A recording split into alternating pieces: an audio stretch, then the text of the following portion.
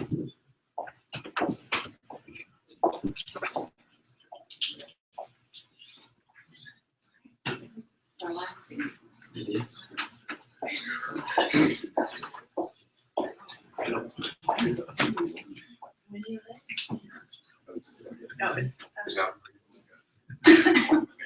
right, I did the topic of my senior program with biointerface nanoengineering.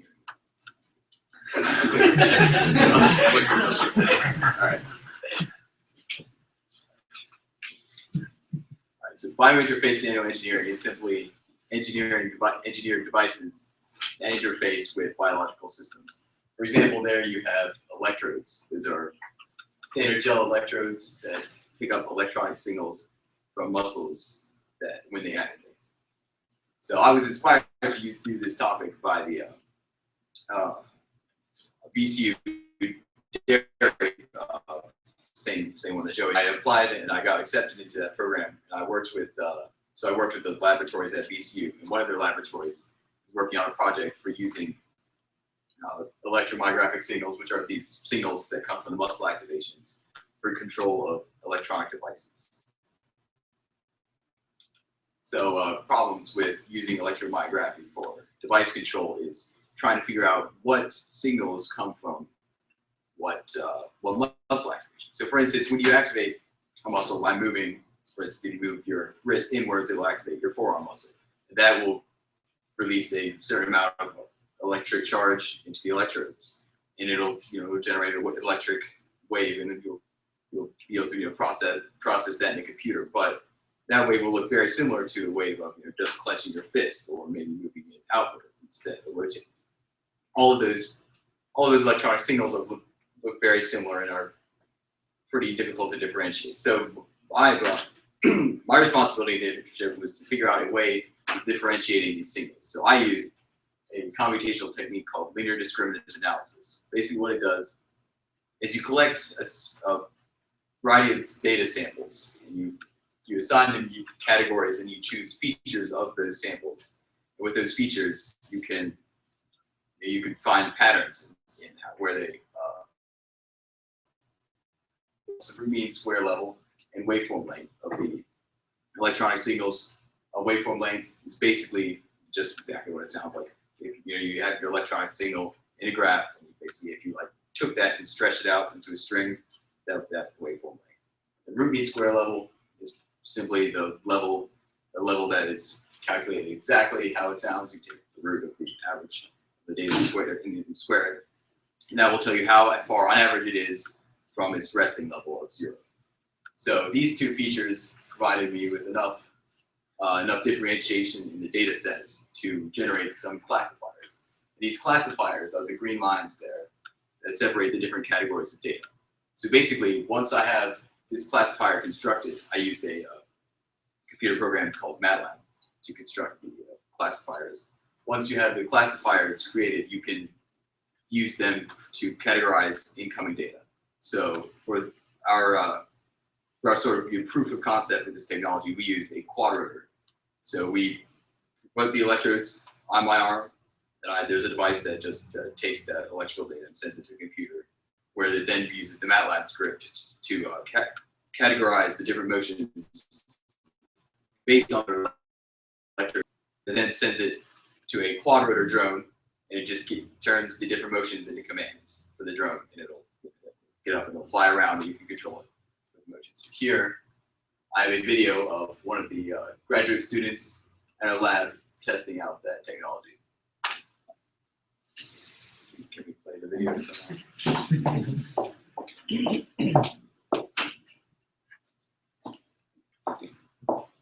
So yeah, this is the VCU lab. There you go. So watch his wrist. He'll move his wrist, and it will send a command to quadrotor drone. So.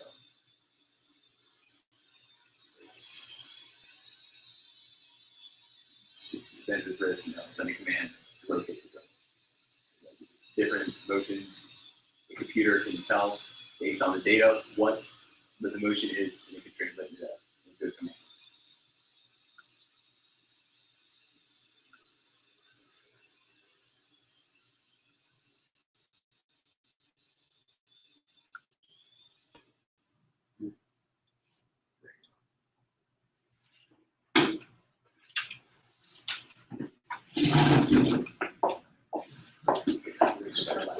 should just, yeah, if you just.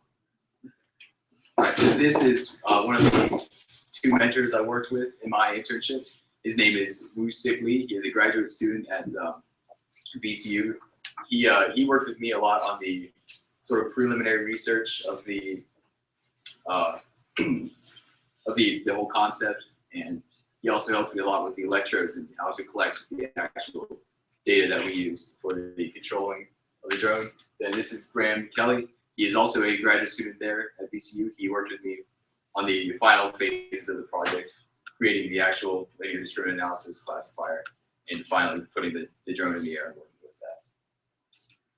All right, so for my research, I then took the electromyography for device control and thought about it in the context of using for prostheses. So for many years, of course, we've used, people have lost limbs in battle due to birth defects or amputations from infections. And so you need prostheses to replace those limbs so you can resume your day-to-day function. In the past, of course, we have just wooden prostheses, hook hands, and we have some things that can sort of help with your balance, but they don't give you the full control and dexterity that you would get from a natural limb. And a lot of that is due to the challenges of controlling those processes. So the idea is that you could then use electromyography to control a robotic prosthesis. So for example, here in this diagram, we have EMG data being collected from the pectoral muscles and being fed to a computer in a robotic arm. So then it can then take the muscle activations from your chest muscles and turn them into commands for a robotic arm so that you can have the dexterity that you achieve. So that this then raises the question: when would it? Will mechanical prostheses ever outstrip the natural human limbs for their functions? This question was investigated a lot in the 2012 London Olympics with Oscar Pistorius. He is a sprinter, obviously without his lower legs, and he just used passive prostheses, prostheses that aren't controlled, but just use the passive properties of the materials that they're made out of to assist with the patient.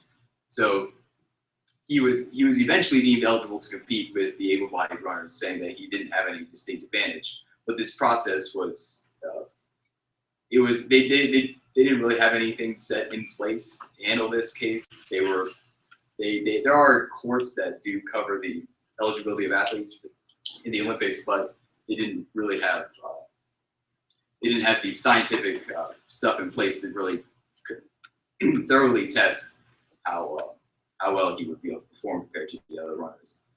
So ultimately, he was allowed to compete, but largely because he was obviously proven that he would not be able to actually beat the able-bodied runners. That's not really a very fair way necessarily to compare him to the other runners.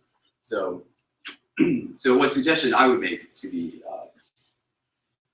then to solve this problem of determining eligibility with advancing technologies for prosthetic devices is creating a scientific body that can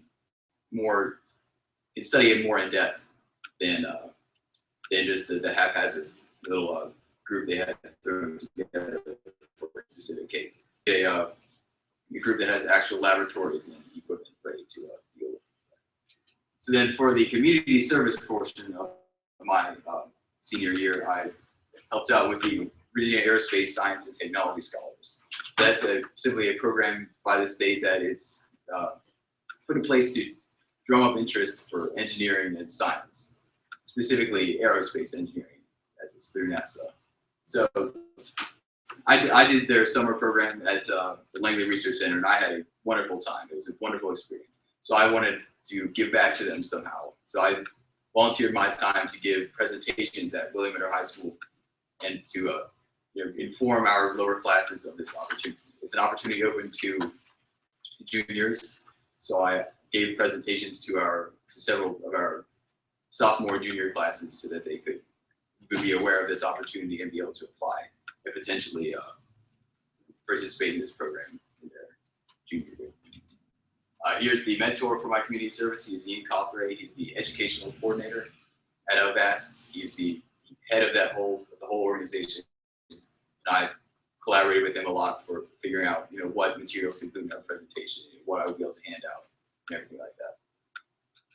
So a recommendation I would give to rising seniors is an achievable thing. So I was, as I said, was interning at the Biointerface Nanoengineering Lab at VCU. VCU is in Richmond, of course, which is an hour-and-a-half drive away from me. So that was very, very difficult to arrange times and arrange days when I could spend time at the lab and actually do any research. So make sure you choose something that you can actually do conveniently. So for my future plans, I will be attending University of Virginia for aerospace engineering, and hopefully in the future get a job maybe with NASA at NASA Lincoln Research Center where I spend the summer. So, any questions?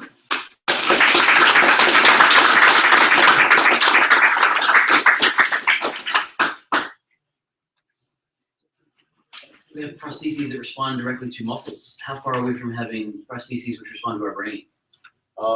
Those are a little more difficult because the nervous electronic signals from your nervous system, that's a field called, I forget what it's actually called. Its acronym is EEG. And basically, the problem with EEG is that the signals are so subtle and so small that right now our equipment, you use the same sort of thing. The electrodes usually skin mounted because invasive ones, you get complications with infections and stuff. But EEG has lots of background noise that will overwhelm the signal, so it's difficult to pick out specific things that you can actually then turn into a device control. But if we can get more precise electrodes, then we could foreseeably have direct brain control over electronic devices. And then cyborgs. And then cyborgs.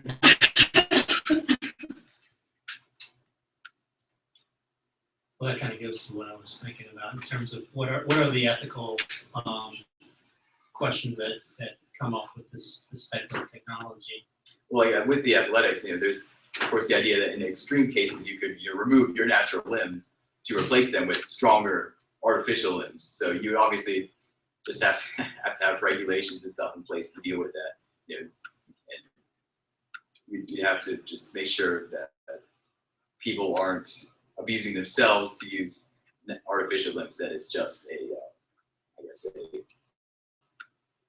it's not augmented. It's more just a treatment. Something like that.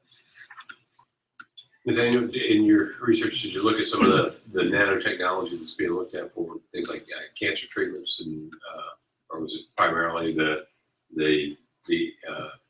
more the orthopedic kind of application? Yeah, I was looking at it for more of the device control and pretty much just the prostheses. So if you were on the Olympic subcommittee, would you have let Oscar run? I looked at a couple of the research studies that they had conducted, and some of them had reasonable evidence, but I would probably let him run because for the studies they had conducted, the carbon fiber blades he used, they're nice for sprinting because they provide spring back when you run, just like your foot does when you actually sprint. And so they compared the springiness in carbon fiber to what you get out of your Achilles tendon, and it's very comparable. So it doesn't provide any additional force outside of what you do. Yes. How did he actually do in the Olympics? Like afterwards? He went out in like one of the qualifying heats. Okay. He didn't get that far, but okay, I didn't know if he actually ended up. Yeah, I mean, he like Paralympics for people who are amputees like that, and he set tons of world records and gold medals in the Paralympics. So he decided, I'm doing really well here, and my times are comparable to able-bodied athletes. So why shouldn't I be able to then compete against them and receive the same honors? Yeah, I was trying to see if maybe afterwards they looked. I don't know how the results went, but if maybe they really regretted their decision afterwards. Yeah, no, he didn't get that far. Okay. Michelle asked you your verdict on his murder trial. Yeah. That's unrelated to his That's process. unrelated. Okay, thank you.